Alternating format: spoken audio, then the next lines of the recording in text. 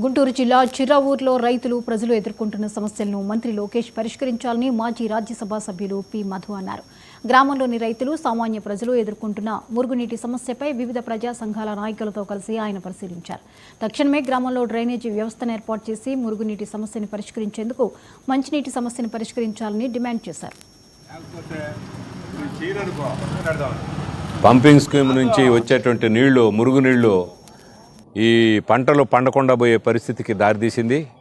అదే రకంగా ఈ కట్ట పక్కన మురుగులేదానికి చాలా కాలంగా అవకాశాలు ఉన్నాయి. ఇప్పుడు ఆ మురుగు పోకుండా అక్కడక్కడ అడ్డగించినటువంటి పరిస్థితులు ఉన్నాయి. ఇలాంటి సమస్యలన్నీ కూడా పరిష్కారం చేసి వెంటనే ప్రజలకి బాధ్యత వహించే దానికోసం ప్రభుత్వం ముందుకు రావాలని చెప్పేసి ఇక్కడ చిర్రావూరులో రైతులందరూ కూడా కోరుతున్నారు. రైతుల యొక్క కోరికను మన్నించి తాగడానికి మంచినీళ్ళు, రోడ్లు, అన్నిటికంటే ముఖ్యమైనది మురుగు.